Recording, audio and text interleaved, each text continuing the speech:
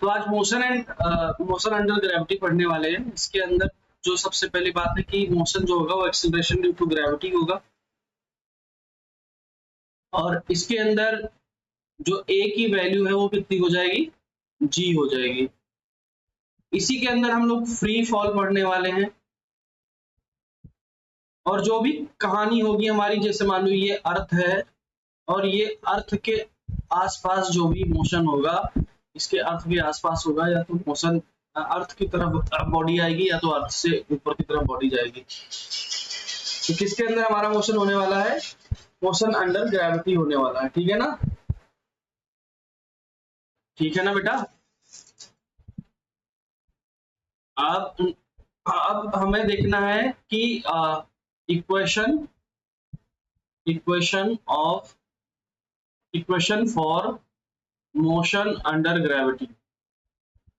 इसके अंदर हमें कुछ चीजें देखनी है। Equation for motion under gravity, इसके अंदर पहला केस है, if a particle is vertically projected vertically upward. अब इसमें देखो जैसे क्या हो रहा है, क्या है, ध्यान से समझो। जैसे मान लो कि नीचे अर्थ है और एक पार्टिकल यहां से ऊपर की तरफ हमने फेंका, जिसकी इनिशियल स्पीड u थी। आपका g कहाँ पे लग रहा है, हमेशा नीचे की तरफ लग रहा है। g की वैल्यू हमेशा नीचे की तरफ लग रही है। तो ये हम जो फेंक रहे हैं अगेंस्ट ग्रेविटी कर रहे हैं, ग्रेविटी के साथ में भेज रहे हैं। अगेंस्ट ग्रेविटी भेज रहे हैं क्योंकि ग्रेविटी नीचे लग रही है और u ऊपर जा रहा है। तो यहाँ पे जो एक्सेलरेशन आएगा वो माइनस g हो जाएगा। एक्सेलरेशन जो आएगा वो माइनस g हो जाएगा, और इक्वेशन बनेगा v बराबर u माइनस gt। ये फर्स्ट इक्वेशन बना। h बराबर ut minus half gt square, ये सेकंड इक्वेशन बना। और v स्क्वायर बराबर u स्क्वायर माइनस 2gs, ये 2gh बोल दो या s बोल दो, ये थर्ड इक्वेशन बना। समझ आया? अच्छा, अगर मानते हैं ये पता समझ में आ गया। अब इसमें एक और चीज निकालना होता है, उसका नाम है टाइम ऑफ फ्लाइट। क्या नाम है इसका, time of flight. Time of flight क्या होता है, ध्यान से सुनो। जैसे मान लो कि तुमने नीचे से किसी ऑब्जेक्ट को फेंका ऊपर की तरफ, और यहां तक गया वो h डिस्टेंस तक, लेट्स से h डिस्टेंस तक गया ये, और फिर ये उधर से वापस भी आया। तो जितना जाने में टाइम लगा और उतना आने में टाइम लगा, या ये बोल सकते हैं, इसको जाने के लिए बोलते हैं time of ascent. Time of ascent जब वो जा रहा है ऊपर की तरफ, और time of descent, time of descent, इन दोनों का जब सम होता है, टाइम ऑफ असेंट और टाइम ऑफ डिसेंट का, ये टोटल टाइम, और ये दोनों आपस में बराबर बेटा इक्वल होते हैं। तो इन दोनों का जो सम होता है उसी को होते हैं time of flight. Time of flight जो होगा ये किसके बराबर हो जाएगा, time of ascent plus time of descent. तो अगर मैं बोलूं कि ऊपर जाने में कितना टाइम लगा, तो ऊपर इक्वेशन लगाओगे आप, v बराबर u plus u minus G T. यहाँ से t बराबर कितना आ जाएगा, u बाई जी, और उतना ही टाइम यहाँ पे u बाई जी, और उतना ही टाइम लगेगा u बाई जी। तो टोटल टाइम u बाई जी इधर और u बाई जी इधर, और टोटल टाइम कितना हो गया 2u बाई जी, और ये आया total time of flight. Time of flight 2u by g. क्या समझ में आया ये?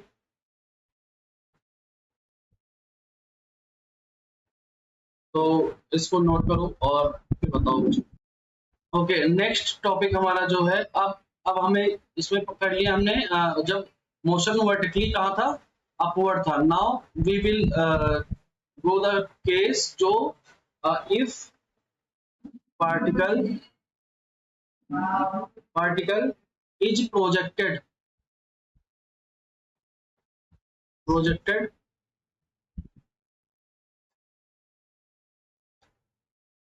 if particle is projected vertically downward.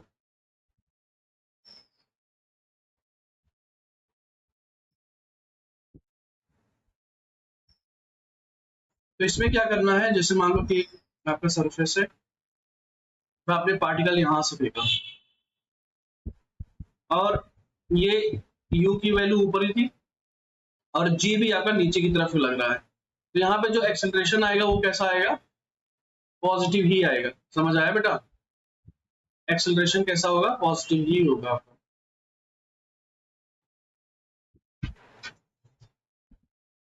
और स्टार्टिंग में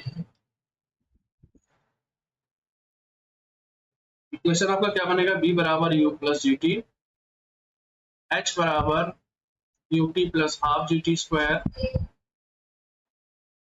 और बी स्क्वायर बराबर यू स्क्वायर प्लस 2gh। ये आपके तीन नौ इक्वेशन बन जाएंगे।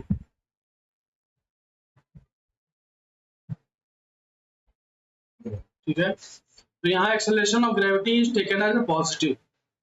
नाउ ये समझ में आ गया, ये था सेकंड केस। साथ के साथ अब हम थर्ड केस देखते हैं।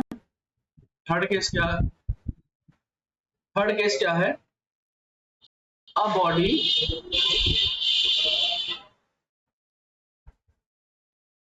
Is dropped from some height.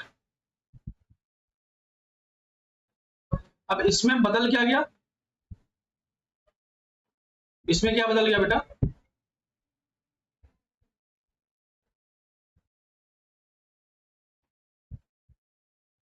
Very nice. इसमें इनिशियल वेलोसिटी जो होगी वो जीरो हो जाएगी, बाकी सीधा सीधा वही केस बनेगा, v बराबर सिर्फ बनेगा जी टी, h बराबर हाफ जी टी स्क्वायर और v स्क्वायर बराबर 2gs। तो जो लास्ट वेलोसिटी होगी यहाँ पे, ये इस वाले इक्वेशन से पता चल सकता है, v बराबर अंडर रूट 2gh। समझ आया? अगर इस बॉडी को किसी स्पेस से ड्रॉप किया गया है तो लास्ट टाइम पे वेलोसिटी जो होगी कैसे निकलेगी, v बराबर under root 2gh, third equation से। ठीक है, अब अगर मैं कहूं कि कुछ इंपॉर्टेंट पॉइंट्स अगर हम नोट करें, हम लोग यहाँ पे important points.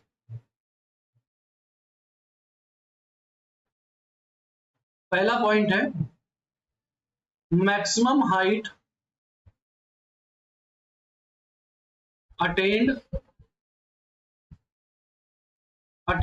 by a particle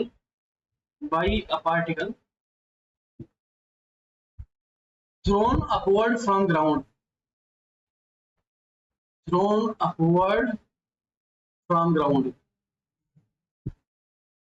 जब किसी पार्टिकल को ऊपर की तरफ फेंका जाता है तो मैक्सिमम हाइट कितना वो अटेंड कर सकता है, कैसे निकालोगे?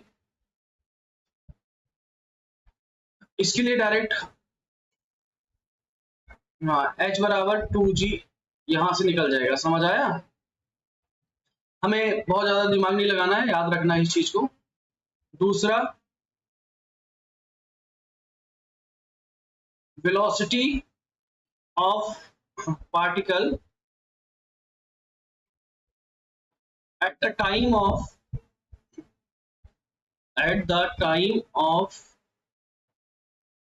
striking the ground,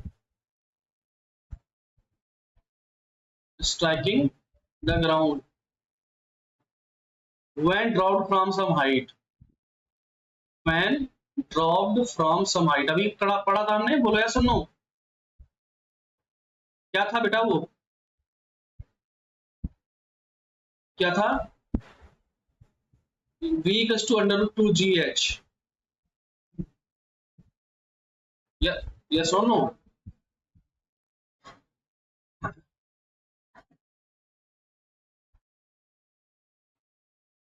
अच्छा, अगर मैंने इसी केस में, ड्रॉपिंग वाले केस में, इन एबव केस अगर मैं ये पूछता हूं, in above case time of collision निकालना है, अगर आपको क्या निकालना है, time of collision with ground, तो क्या करोगे?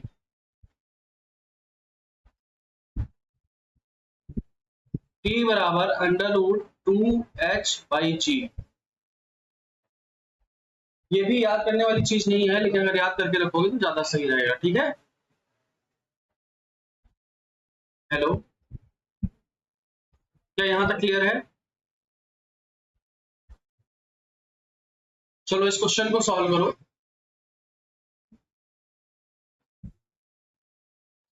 तो देखो बेटा, इसमें पहले तो हम डायग्राम ड्रॉ करते हैं कि एक टावर है हमारा ये, और इससे अपवर्ड हम फेंकते हैं इसी स्पीड। ये यहाँ पे u है, u अगर अपवर्ड हम फेंक रहे हैं तो मान के चलो पॉजिटिव है, ऊपर की तरफ हम पॉजिटिव लेके चलते हैं 10 मीटर पर सेकेंड अपवर्ड डायरेक्शन में। g हमारा नीचे की तरफ लग रहा है, इसलिए g बराबर -10 मीटर पर सेकेंड स्क्वायर। h भी हमारा नीचे की तरफ ही कंसीडर कर रहे हैं, इसलिए h को भी हम यहाँ पे निगेटिव लेंगे, -40 मीटर। अब हम s बराबर ut plus half 80 square use करते हैं। इस इक्वेशन को हम लोग यूज करते हैं, देखो कैसे होगा। तो s की वैल्यू क्वेश्चन में हमने 40 ले ली है माइनस का, u की वैल्यू हमें 10 लेना है और टाइम हमें निकालना है, माइनस हाफ, और a की वैल्यू 10 है और t स्क्वायर, ये कैंसिल हुआ 5 से 2 आया, यहाँ 8 आया, तो t स्क्वायर इधर लेके आओ, -2t और -8 बराबर 0। ये इक्वेशन बना, इसको सॉल्व करो जरा। टी स्क्वायर -4t -2t -8 बराबर 0।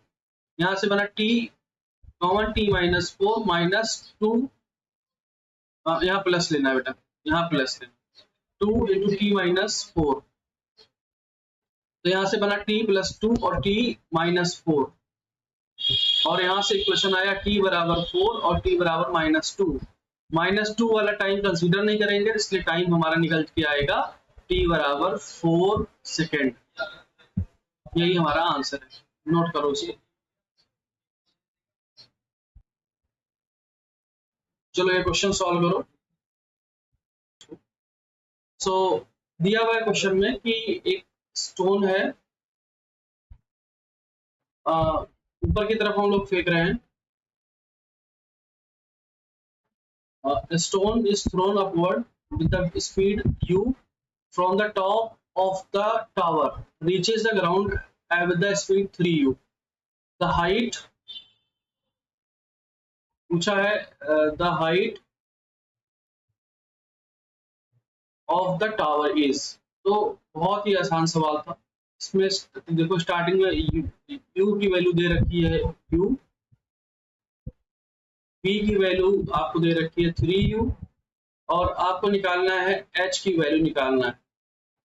तो v स्क्वायर बराबर u स्क्वायर, अच्छा u की वैल्यू u नहीं है बेटा, -u है। ओके, थ्रोन अपवर्ड, अपवर्ड बोला है ना इधर, यस और नो? ये अपवर्ड बोला है, जैसे टावर से अपवर्ड जब फेंकते हो तो हम ऊपर की तरफ क्या, नीचे की तरफ क्या मान के चलते हैं, पॉजिटिव, और ऊपर की तरफ क्या मान के चल रहे हैं, निगेटिव, या कैसे क्या करेंगे बताओ? तो यहाँ पे हो गया v स्क्वायर बराबर u स्क्वायर प्लस 2gh। अब v की वैल्यू आपको पता है कितना है, 3u है, यहाँ से इसका स्क्वायर हो जाएगा, और ये u माइनस का u का स्क्वायर हो जाएगा, और यहाँ पे बचेगा कितना, 2gh बचेगा। तो यहाँ से बना 9u स्क्वायर, और इधर इधर वाला आ गया u स्क्वायर माइनस का और 2gh, तो यहाँ से 2gh बराबर आ गया 8u स्क्वायर, और यहाँ से ये कैंसिल हुआ तो 4 बचा, और यहाँ से h बराबर आपका आ गया 4u स्क्वायर बाई g।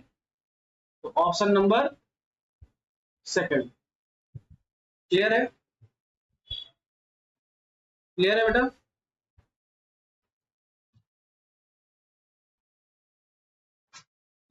अब ये वाला क्वेश्चन है, इसको करना है अपने को, जल्दी करो। तो ये वाला क्वेश्चन मैंने यहाँ पे सॉल्व कर दिया है, बाकी नेक्स्ट क्वेश्चन मैं दे रहा हूँ अभी।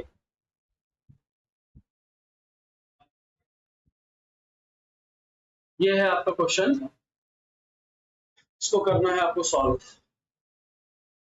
एकदम सिंपल सा क्वेश्चन था। आपने क्या किया होगा, सिंपली इसमें टाइम ऑफ फ्लाइट पूछा है तो t बराबर 2u/g लगा दिया होगा, और t2 की वैल्यू इतनी है और इसकी वैल्यू 9.8 है, g की वैल्यू 9.8 होती है, 9.8 से 9.8 कट गया और यहाँ से आया 2 सेकेंड। Option number 2। ये बहुत ही आसान सवाल था, ये आपके एग्जाम में नहीं पूछा जाएगा, वो अगर वो पागल होगा इंसान तभी पूछ सकता है। Now this is your next question and solve this question.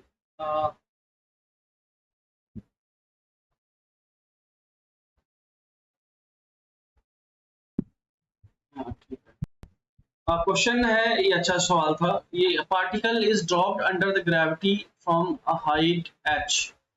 क्या बोला इसने, एक हाइट h है, वहां से किसी पार्टिकल को ड्रॉप किया गया है यहाँ से, ये h हाइट है अपना, ठीक है। चलो इतनी बात पता चल गई।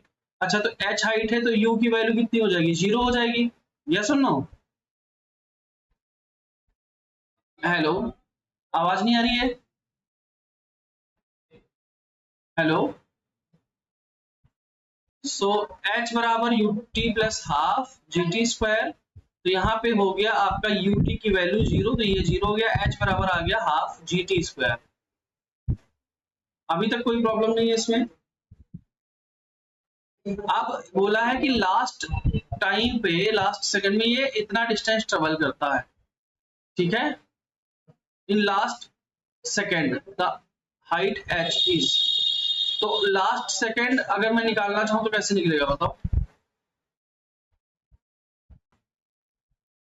जो लास्ट वाला टाइम होगा, जैसे यहाँ पे जो टाइम लग रहा होगा टीएथ टाइम लग रहा होगा, हमने यहाँ पे भी माना है कि टी टाइम लगा उसको नीचे तक आने में, है ना।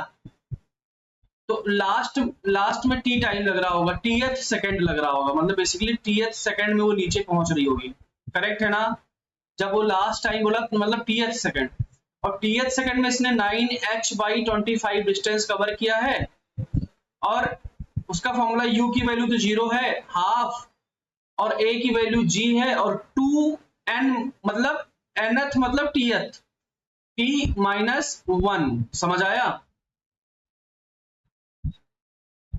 अब यहां से हमें सॉल्व करना है इस पूरे इक्वेशन को। कैसे सॉल्व करेंगे, तो 9/25 और यहां से वैल्यू हो जाएगी इसकी h की वैल्यू हो जाएगी ये हाफ gt स्क्वायर, तो यहां से हाफ gt स्क्वायर बराबर हाफ g इंटू 2t-1, ये रहा हमारा काम। अब ये हाफ जी और हाफ जी यहां से एलिमिनेट हो गया, और यहां से बचा ये 9t स्क्वायर बराबर 50t-25, ये समझ आया?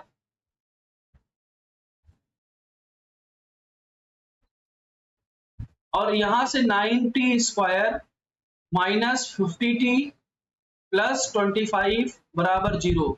अब यहां से तुम t सॉल्व कर सकते हो कि नहीं कर सकते? आप लोग t यहां से सॉल्व करो और यहां से t आपका आ जाएगा 122 के आसपास। ओके,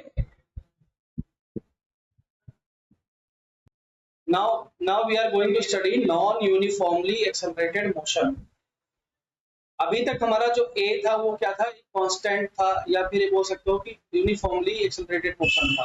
अब हमें नॉन यूनिफॉर्मली एक्सेलरेटेड मोशन पढ़ना है, मतलब ये हमारा कांस्टेंट नहीं है। अब हमारा a जो है कांस्टेंट नहीं है, तो बेटा अभी तो मान के चलो, अब मैं तुमको कराता हूँ। जैसे आपने जब सबसे पहले तो आपने डिस्टेंस और डिस्प्लेसमेंट पढ़ा, बोलो सुन लो, डिस्टेंस और डिस्प्लेसमेंट पढ़ा। डिस्टेंस से बना आगे आपने डिस्टेंस से बना स्पीड, यस और नो, और डिस्प्लेसमेंट से बना आपका वेलोसिटी, और जब वेलोसिटी को आगे चले तो एक्सेलरेशन बना, यस और नो। इतनी कहानी हमने करी है ना। तो अब देखो, सबसे पहले तो सुनो मेरी बात, डिस्टेंस या डिस्प्लेसमेंट का जब हम डिफरेंशिएशन करते हैं, dx/dt जब निकालते हैं तो वो वेलोसिटी के बराबर होता है। यहाँ पे मैं लिख देता हूँ वेलोसिटी बराबर dx बाई dt। समझ आया? फिर जब वेलोसिटी का डिफरेंशिएशन करते हैं dv बाई dt का, तो ये आता है एक्सेलरेशन के बराबर। इसके एक्सेलरेशन बराबर कितना होता है? dv by dt। समझ आया? और तुम देखोगे जब डिस्प्लेसमेंट डायरेक्ट यहाँ से एक्सेलरेशन की तरफ आएगा, तो इसका मतलब ये डबल डिफरेंशिएशन से आएगा, क्योंकि दो बार बीच में डिफरेंशिएशन हो गया।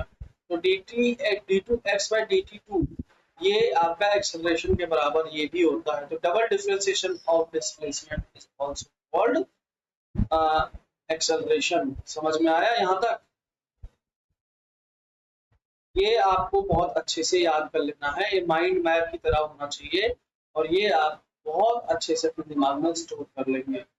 ठीक है? इसी में एक और छोटी सी बात मैं बताता हूं आपको।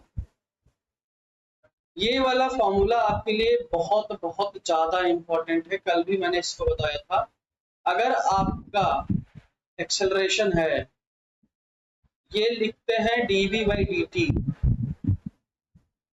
तो इसको हम ऐसे भी लिख सकते हैं, यहाँ से dx मल्टीप्लाई किया, dx डिवाइड किया। अब इसको थोड़ा सा इसको अलग इधर ले गए और इसको इधर ले आए, तो ये हो गया dv divided by dx multiply by dx divided by dt, और ये होता है वेलोसिटी के बराबर। तो यहाँ से एक्सेलरेशन का एक फॉर्मूला आता है और बहुत ज्यादा इंपॉर्टेंट है, हर बार एग्जाम में क्वेश्चन पूछा जाता है। इस बार में भी नीट में क्वेश्चन पूछा गया, जो क्वेश्चन मैं करवा चुका हूँ लास्ट लेक्चर में। ये dv बाई dx ये बहुत ज्यादा इंपॉर्टेंट फॉर्मूला है, अगर क्वेश्चन बनेगा तो आपका यहीं से बनेगा। ठीक है?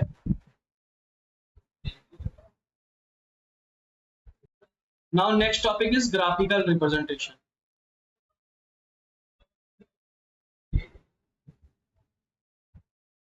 Graphical representation.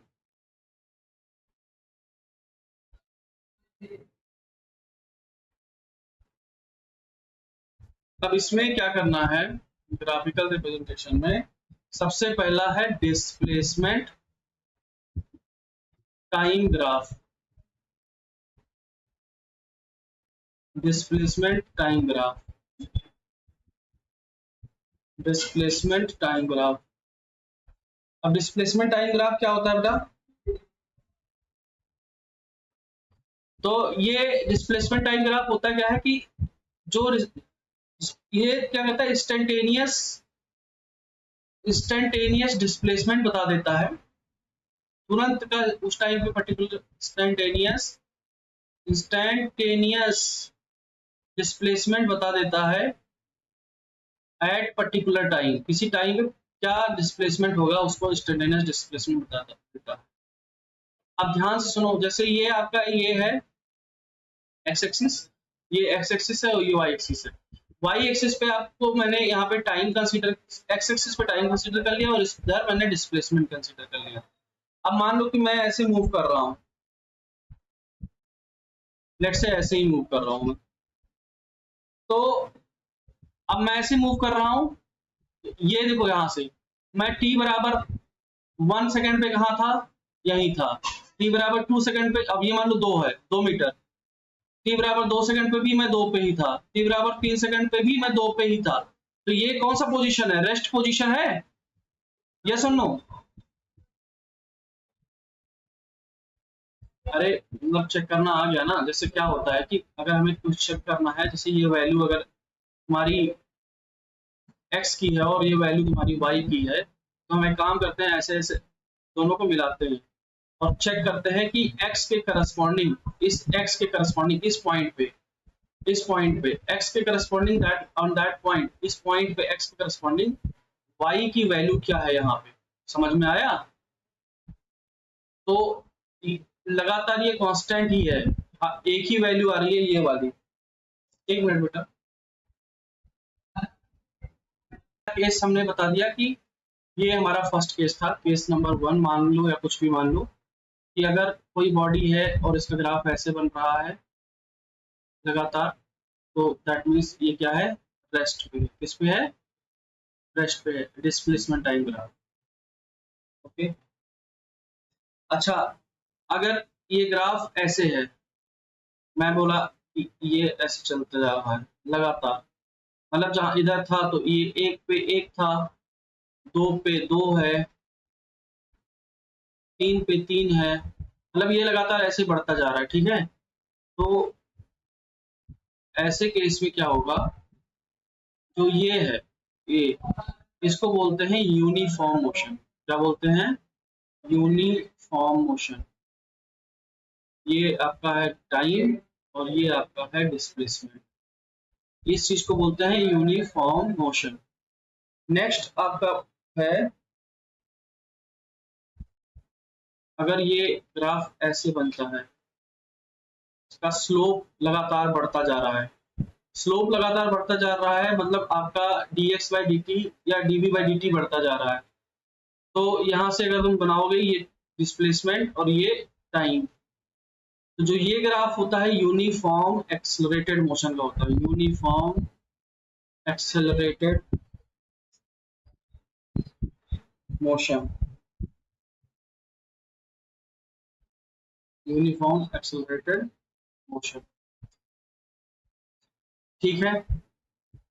अब नेक्स्ट जो हमें पढ़ना है, अभी तक हमने डिस्प्लेसमेंट टाइम ग्राफ पढ़ लिया, ये तीनों केस हमें याद रखना है, uniform accelerated motion, uniform motion और रेस्ट पोजीशन, ठीक है। तो अभी हमें क्या करना है, नेक्स्ट टॉप चीज पढ़ना है, उसको बोलते हैं velocity time graph, velocity time graph.